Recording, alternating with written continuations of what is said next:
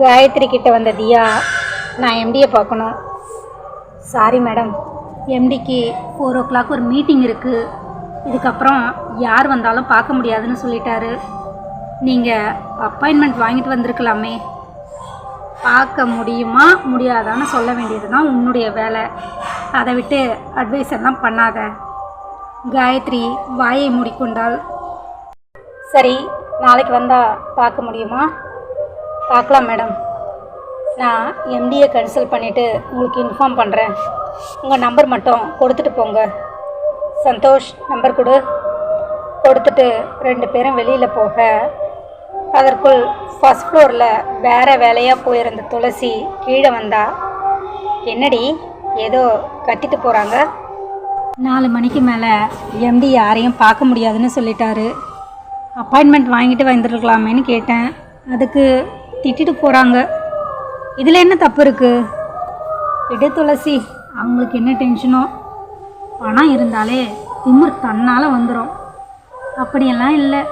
எல்லா பணக்காரங்களும் கெட்டவங்க கிடையாது துளசி. துளசி, நீ ஒரு ஹெல்ப் பண்ணணுமே. என்ன காயத்ரி? இப்போது எம்டியை பார்க்க ஒரு கிளைண்ட் உள்ளே போயிருக்காங்க. அவங்க வந்ததும் நான் அவங்கக்கிட்ட போய் ஒரு 10 நிமிஷம் பேசணும். அது வரைக்கும் நீ பார்த்துக்கோ. அதோட விஜயையும் கொஞ்சம் பார்த்துக்கோ. கீழே விளையாடி கொண்டிருந்த தன்னுடைய குழந்தையை காட்டினாள். யாரடி அவங்க? தெரிஞ்சவங்களா? என்ன பதில் சொல்கிறதுன்னு தெரியாமல் காயத்ரி திருவென்று விழித்தாள். வெளியே வந்த சந்தோஷ், ஏங்கா பாவம் அந்த பொண்ணு, எதுக்கு அவகிட்ட இப்படி பேசுகிற? உனக்கும் அம்மாவுக்கும் என்ன தாண்டா பிரச்சனை? எப்போ பாரு என்னையும் அப்பாவையும் குறை சொல்லிக்கிட்டே இருக்கணுமா? சரி, காரில் ஏறு. சந்தோஷ் காரில் ஏறப்போக, ஏய் அங்கே பாரு, இது கௌதம் கார் மாதிரி இல்லை? அவரையே எங்கே வரப்போகிறாரு? நம்ம எதுக்கு வந்தோமோ அதுக்கு தான். கொஞ்ச நேரம் வெயிட் பண்ணு. அவன் வந்ததும் அவனை டென்ஷன் பண்ணிட்டு போகலாம். அக்கா, உனக்கு என்ன தான் பிரச்சனை? அவர் உன் வழிக்கே வர்றதில்ல. நீ ஏன் எப்போ பாரு அவரை டென்ஷன் பண்ணிக்கிட்டே இருக்க? அது உனக்கே தெரியும். நீ உன் வேலையை பாரு, எனக்கு தெரியும் என்ன பண்ணணும்னு. 2 பேரும் காரில் வெயிட் பண்ண,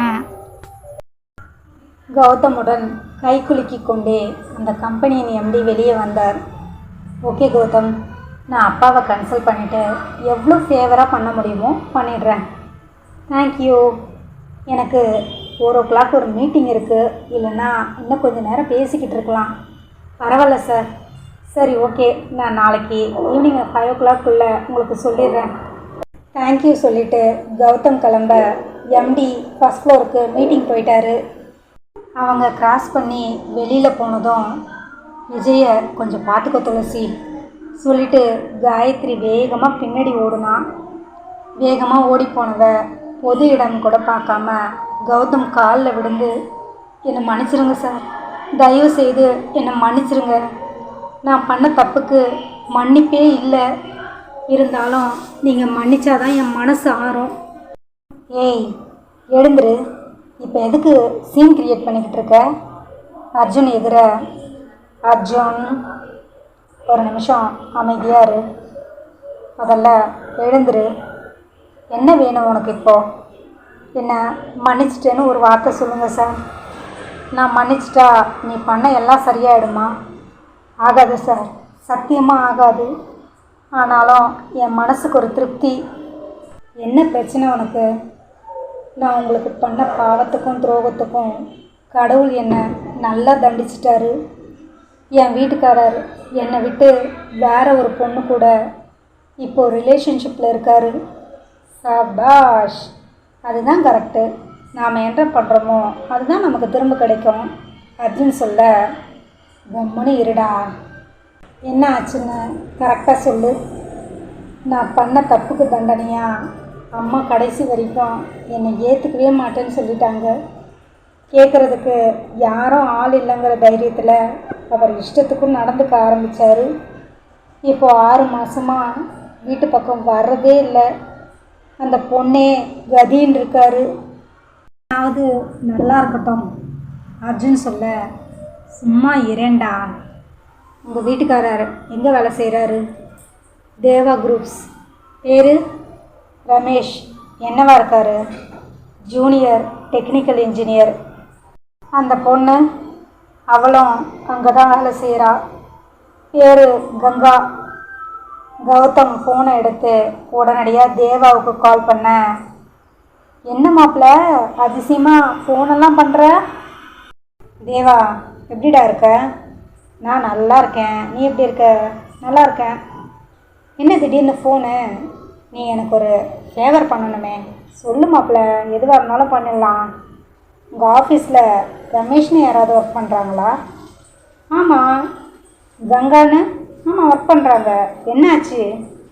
கௌதம் சுருக்கமாக விஷயத்த சொல்ல, ஒரு 10 நிமிஷம் வெயிட் பண்ணு, உடனே நான் கூப்பிட்றேன். பியூனை கூப்பிட்ட தேவா அந்த ரமேஷையும் கங்காவையும் உடனடியாக கூப்பிடு. 2 பேரும் உள்ளே வர, வாங்க ரமேஷ், உங்களுக்கு கல்யாணம் ஆயிடுச்சா? ஆயிடுச்சு சார். குழந்தைங்க? ஒரு பையன் சார். பேர் விஜய். ஒய்ஃப் என்ன பண்ணுறாங்க? அது அவள் கொஞ்சம் சரியில்லை சார். அதனால் நான் அவளை விட்டு விலகி வந்துட்டேன். அப்படியா? சீட்டில் இருந்து எழுந்து வந்த தேவா தன் சட்டையை மடித்து கொண்டு ஓங்கி ஒரே அறை அறைந்தான். அவன் கொடுத்த அறையில் அலறிப்போன கங்கா 4 அடி தள்ளி போயிருக்க. இப்போ சொல்லு. அது உங்களுக்கெல்லாம் அறிவே இல்லையா? படிச்சிருக்கீங்கல்ல, உங்களோட சுயநலத்தை பற்றி யோசிக்கிறீங்களே, குழந்தைங்களோட எதிர்காலம் என்னென்னு யோசிக்கிறீங்களா? அப்படி உன் ஒய்ஃப் கிட்ட என்ன இல்லைன்னு இவக்கிட்ட போனேன். சாரி சார், உன்னை கடைசியாக வார்ன் பண்ணுறேன். உனக்கு 24 மணி நேரம் டைம். நாளைக்கு நீ ஆஃபீஸ் வரும்போது உன் ஃபேமிலியை கூட்டிக்கிட்டு வரணும். ஏதாவது அப்படி இப்படின்னு தெரிஞ்சுது தொலைச்சிடுவேன். கிளம்பு. ஒரு நிமிஷம். நீ படிச்சிருக்க. இந்த கம்பெனி இல்லைன்னா எத்தனையோ கம்பெனி. ஆனால் குடும்பம் அப்படி இல்லை. 90s கிட்ஸ் எல்லாம் கல்யாணம் ஆகாமல் கஷ்டப்படுறாங்க ஐயா. உனக்கெல்லாம் அழகாக ஒரு குடும்பம் அமைஞ்சிருக்கு. அதை வச்சு வாழற வழியை பாருப்போ. தேவாவை பற்றி நல்லாவே தெரியும். ஒழுக்கத்தை உயிராக நினைக்கிறவன். தப்பாக ஏதாவது நடந்தால் கண்டிப்பாக தன்னுடைய கெரியரையே க்ளோஸ் பண்ணிடுவான் என்று பயந்து போன ரமேஷ் அங்கேருந்து வேகமாக போயிட்டான். அவன் போனதும், இங்கே வா. கங்காவை கூப்பிட்ட தேவா, வேணாம் சார், அடிக்க மாட்டாங்க, வா. சீக்கிரமாக உங்கள் அப்பா அம்மா கிட்ட சொல்லி ஒரு நல்ல பையனாக பார்த்து கல்யாணம் பண்ணிட்டு போகிற வழியை பாரு. கல்யாணம் ஆயிடுச்சு சார். என்னது? கல்யாணம் ஆயிடுச்சு சார். சுத்தம். வீட்டுக்காரர் என்ன பண்ணுறாரு? அவர் ஃபாரினில் ஒர்க் பண்ணுறாரு. குழந்தைங்க இருக்கா? இருக்குது சார், 2 பொண்ணு. 2 பெண் குழந்தைங்களை வச்சுக்கிட்டு தான் நீ இந்த வேலை பார்க்குறியா? வீட்டுக்காரருக்கு தெரிஞ்சால் என்ன ஆகும்? கத்தி எடுத்து வெட்டிடுவார் சார். கத்தி எடுத்து வெட்டுற ஹஸ்பண்டுக்கே நீ இந்த வேலை பார்க்குற. ஒழுங்காக போய் வேலையை பாரு. இனிமே அவன் பக்கத்தில் உன்னை பார்த்தேன், நானே ஹஸ்பண்டுக்கு ஃபோன் பண்ணி சொல்லிவிடுவேன். ஐயோ வேணாம் சார், நான் இனிமே அவர் பக்கமே போக மாட்டேன். உடனே உள்ளே வாங்க. மேனேஜரை கூப்பிட்டவன், இவங்களை தூக்கி குடோனில் போடுங்க. குடோனில் வேலை ஹெவியாக இருக்குமே. இருக்கட்டும், ஒன்று வேலை பார்க்கட்டும், இல்லையா வேலையை விட்டு போகட்டும். சொன்னதை மட்டும் செய்யுங்க. கௌதமுக்கு கால் பண்ண தேவா, மாப்பிள்ள பிரச்சனை சால்வ்டு, இனிமேல் எந்த பிரச்சனையும் இருக்காது. தேங்க்ஸ் மாமா. சரி, நான் உனக்கு அப்புறமா ஃபோன் பண்ணுறேன். பை. நீங்கள் பண்ண இந்த உதவியை என் உயிர் இருக்கிற வரைக்கும் நான் மறக்க மாட்டேன் சார். என் குழந்தைக்கும் எனக்கும் நீங்கள் எவ்வளோ பெரிய உதவி பண்ணியிருக்கீங்க தெரியுமா?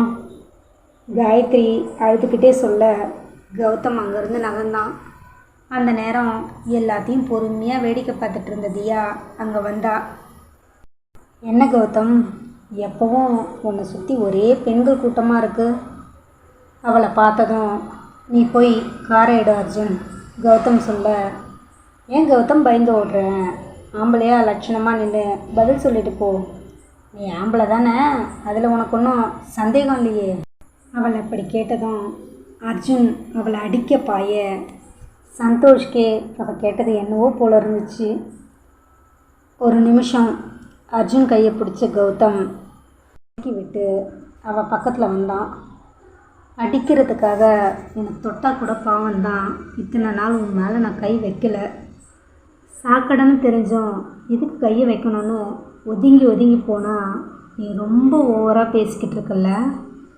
எட்டி அவள் கழுத்தை பிடித்தவன் யாரும் எதிர்பார்க்காத நேரம் அப்படியே கழுத்தை பிடிச்சி தூக்கிட்டான். தூக்கி அவளை வீசி எறிந்தவன் 4 அடி தள்ளி போய் அலங்கோலமாய் விழுந்தாள் திவ்யா. இதுதான் உனக்கு கடைசி. இனி ஒரு தடவை நீ தேவையில்லாமல் என் விஷயத்தில் தலையிட்ட உன் குடும்பத்தையே உரு தெரியாமல் அழிச்சிடுவேன். இந்த கௌதமோட இன்னொரு பக்கம் உனக்கு தெரியும்ல, ஜாக்கிரதை. சந்தோஷ் வேகமாக ஓடி போய் தியாவை தூக்க தியா கண்ணில் மரண பயம். காரை எடு அர்ஜுன்.